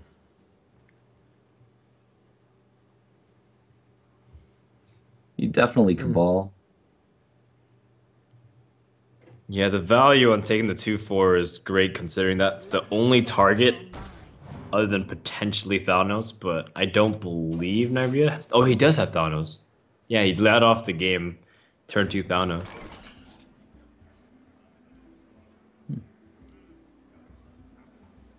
Alright, Nyria gets his Sludge Belcher, so he's got cards that can continue to match his board here. And now he can pick favorable trades.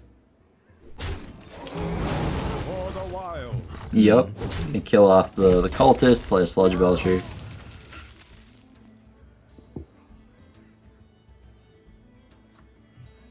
I don't really see any other alternative play. Wild Growth still can't cycle a card. It's one turn off from doing it. Yeah, maybe he's considering innervating a keeper. I think you save it for Sylvanas, though. Speaking of which, Sylvanas has been kind of just MVP in all these matchups today. People are playing very similar mid-rangey decks, and it just seems like cards like Sylvanas are being so effective. Big game hunter as well. Yeah. Something Tides mentioned to us a while ago, saying how Sylvanas is just so dominant in the meta. This was about a month and a half back when hunters were first starting to come back on the scene. Tides is telling us like, yeah, like Sylvanas is really strong. Yeah. Ooh, Nyria picks up a nice important card. Ancient of Lore. It's a big draw. Yep. Very clutch. He had a lot of late game in his deck that he was looking to see, so finally comes out.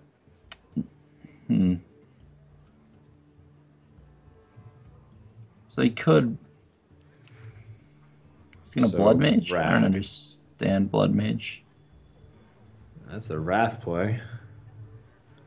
Yeah, What do you but even Wrath? well, he's trying to like full damage. Oh. Maybe he wants to use it to draw on the cultist. Like, the thing about playing Blood Mage is you can just hero power instead. And if you play Blood Mage, you're exposing it to the second Shadow Priest. It is a tough turn, though. I don't know. He's got a lot of choices.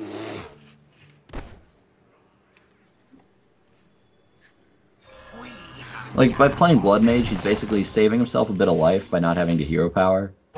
And it's, also just play, which, you know, may or may not be a good thing. Oh, he should trade here. He knows about Holy Nova.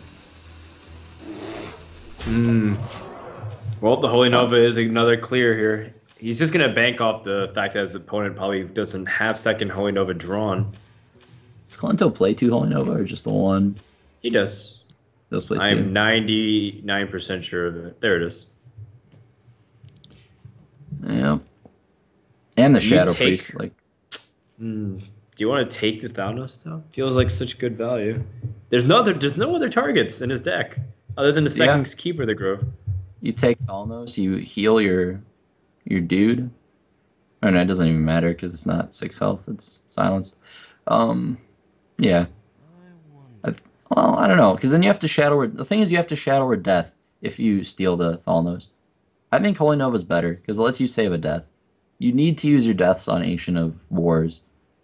If you Cabal Shadow Priest here, there's a chance you'll have to Shadow Word Death the 5/5. I guess the Cabal can deal with it. This is so, like, weird to me. Last game he was so conservative with that card to try to save it for Ancient of War.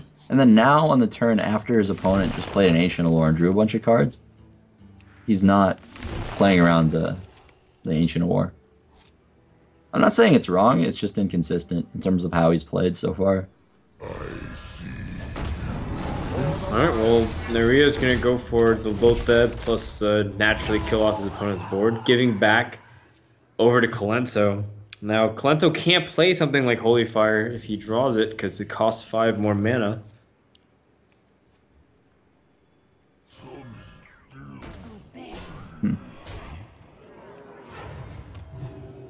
Do you play the 3/2? I guess not. Nyria's getting kind of power. Ooh. Spell power swipe would have been pretty clutch, but it's been taken from him. Where do you go if you're an Iria now? Well, I feel like you have to taunt. And What to do? the question is, like, do you play your keeper? Where shall I strike? I want to say no. No, I think because you do know your opponent has another has Sylvanas in their deck. But then it's like we said before, Sylvanas. There's only so much you can do before Sylvanas actually just pops from the hand and affects the state of the board. There we go. Fantastic. Finally get some Holy Holy Nova value. Wow. This game's going to be really tough for Clento to lose now because he just drew his second Shadow Word Death. So now he has the answer to the Ancient Award top deck that would have gotten Iria back into this game.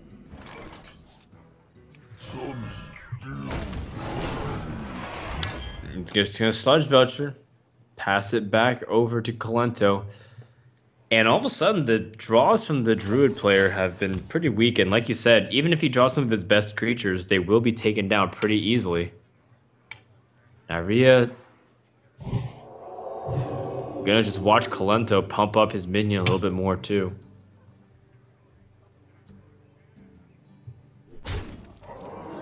So I don't think that Swipe's going to be able to kill. Yep.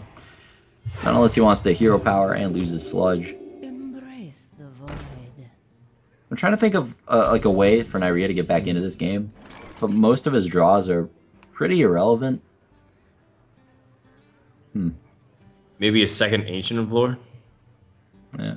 You know, on paper, this Druid deck looks so good against Priest, but I don't know, Clento's managed to pilot Priest in a way that won what looked to be an unwinnable game last time. And in this particular game, it just seemed like his draw matched up better, which made it, I don't know, made it kind of seem one-sided. You know, maybe Priest is heavily favored against his Druid deck, I don't know. Still hasn't seen Mind Control. Heavily favored. It might be. Well. I mean, Want to take a Yeti from a Priest player? But then you use your Shadow Word Death. I don't think so. I think you're looking for Thought Steal. yeah, I think you Thought Steal here, see what you get. It's probably going to be an Ancient of War because there's two of them in there. I don't know. Well, you have Spell Power Swipe, effectively. Yep. That would expose you to his Swipe, though. Yeah, I think this is much stronger. He just uses Swipe, but you know he has another one in his deck waiting to go. That feels so awkward to swipe the 1/2, but it plays around everything by doing that. So I like that decision. Swipe the Sludge, finish off Yeti, heal yourself. I guess he's considering going face, maybe? He is going to go with this play. You know what he's going to do? He's going to Circle of Healing. Well, no. Yeah, there's like no way to not get wrecked by Swipe. Well, do what you gotta do. His Like, opponent if you still doesn't.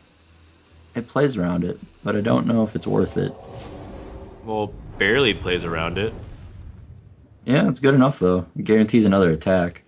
You're basically using Circle of Healing to like deal 4 damage that way. Oh my, Sylvanas No draw. time for games. Alright, so Iria has dipped all of his cards in here, and he's hoping that this can be the impact on the board. Now Clento, I believe, also runs cards like Silence, and he's pressing for 1 damage. He drew Holy Smite! That was the 1 damage he needed, and he's ended the game. Dennis able to is slip- proud. Yep. There we go. That's how you use Holy Smite, to end the game, not to start the game. Absolutely. Yeah, well played by both players there too. That time the Priest deck had a lot of its beefier creatures in the early game. It was able to deal with the aggression from the Druid deck. Clento just kind of sequenced his cards in the exact order he needed to not just fall too far behind to Sunwalkers, Yetis. That kind of early game that Nyria had. Yeah, even with the turn 2 Wild Growth, Clento ends up coming out on top. Yeah, well done, and it's not over yet. He's only halfway there. As much as the games have been pretty intense, It's very important for Calento to get these wins right now. And I believe we're going to go to the selection screen and just take a look at what these guys have prepared for the rest of the series here. Now, keep in mind that the overlay hasn't been updated, but neither of them still are playing Handlock. It seems to be avoided like the plague here. Can you talk to me about why they might be avoiding Handlock here? Well, I don't have a good answer, honestly. Maybe they just don't want to use it up, given that they can only play it 3 times. Maybe, well, they've seen each other's lists, right? So Kalento knows that Nyria is playing double big game hunter in his druid deck.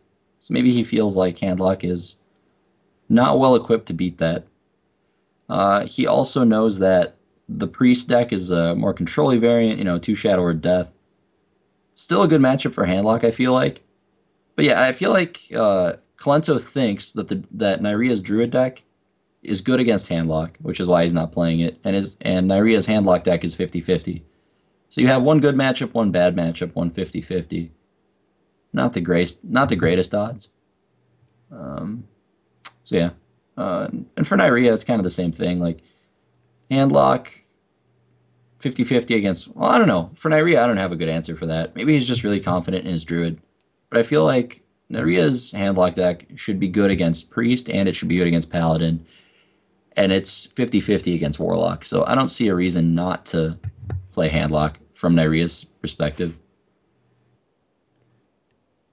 Guess what, by the way, Reynad? The Holy Smite instead of Ysera ended up being the difference of winning that game right there. It did. So there you go. Kalento able to utilize his board position pressure to end game 3. Let's go into game 4. Can Kalento widen the gap to 3-1 and put himself in pretty much the prime position to end the series? He's going to stick on his priest, and now there we go. It seems like Nyria is the first to blink and use his Handlock deck, but he's got a problematic card already. Twilight Drake is what you're looking for immediately to put a lot of problems back on the priest's plate. Like you said, not a lot of interaction that priest can use against this card. Yeah, well, I do believe Kalento plays 1 silence, so he has 1 out if he can draw that. So we'll see if it ends up working out that way. But yeah, in general, Twilight Drake is just your best card as the Handlock against Priest. And, having it guaranteed will just make any Giants or other Drakes that he draws just gravy. Even a Faceless Manipulator would be good now, just as a good follow-up to Drake. He's definitely going to want a second threat, though. Even an Earthen Ring Farseer would be okay. Because with Drake on the first attack, a lot of times, you end up killing a creature. So being able to heal it... Oh, there we go. Those were 2 of his best draws in a row. Wow. Mountain Giant and second Twilight Drake. This is going to be tough for Kalento. Now, if the game scales late game enough, he has potential answers, but how do you respond to double Drake early on? He's even got Faceless Manipulator. This is ridiculous. Yep, might even be triple Drake. Oh, baby, a triple. Yep. Wow, opting for Mountain Giant first. I think he was playing around the Silence for sure. Silence plus Pyromancer is actually an instant kill. It's like the equivalent of Earthshock.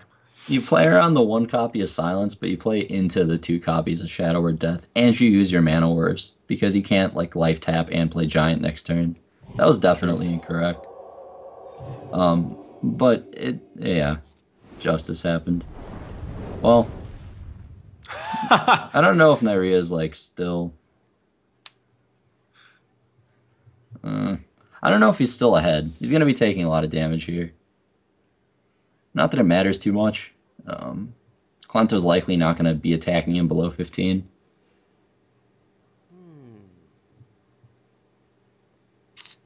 Is there a way for Kalento to clear without using... Death? I suppose that's what he's considering. Yeah, Thought Steal plus it's hit the 2 minions in. If he's willing to lose his creatures, yeah. Oh, man. Oh, he's going to go face. Whoa. Huh. This is interesting. I like it.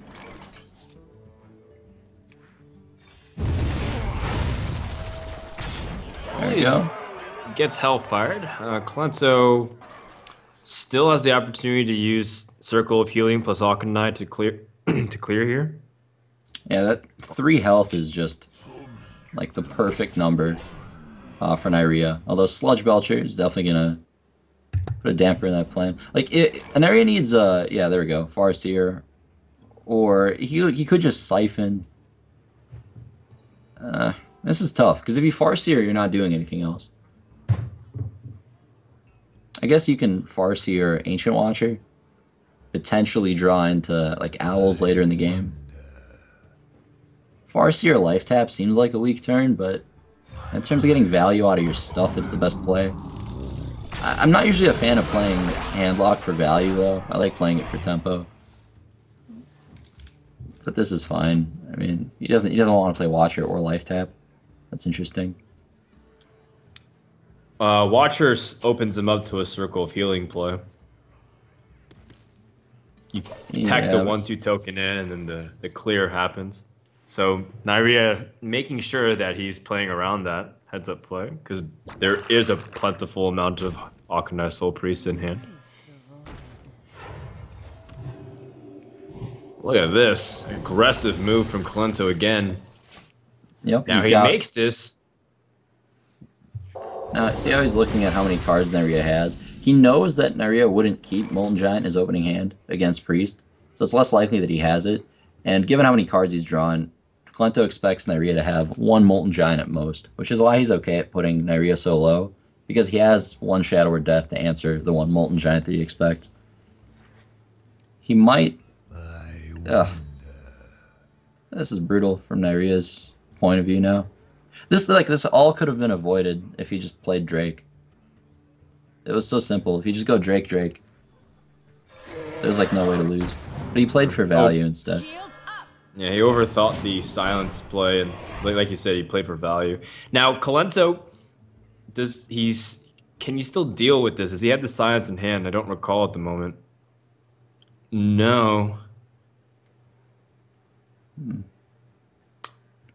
At least he could take something with Cabal Shadow Priest. That's got to be the play. Although so he doesn't really want to use for his 2. coin. A coin is very important. He doesn't want to use it, but he really wants the 2 damage on face this turn. Let's see. He's trying to tally how much burn he has. Oh, because does he have the ability to use like Holy Fire and Holy Nova in the same turn as well? If he saves a coin. Yeah. Right.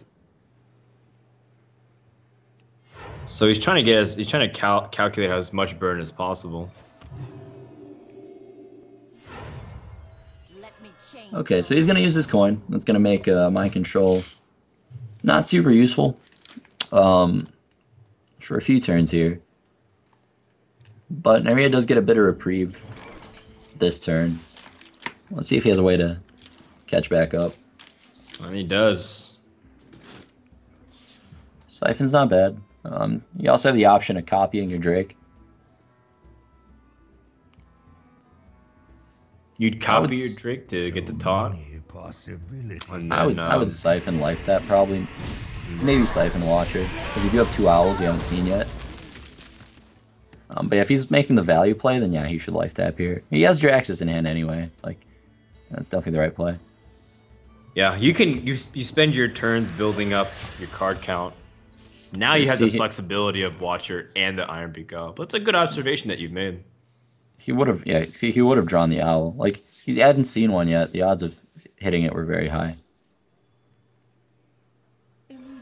So he's just gonna keep fighting through Drake. Clento's just like playing for value in every single matchup. It's really interesting. Like, he's always controlling the board, never really desperately going for face. He's playing Priest very well.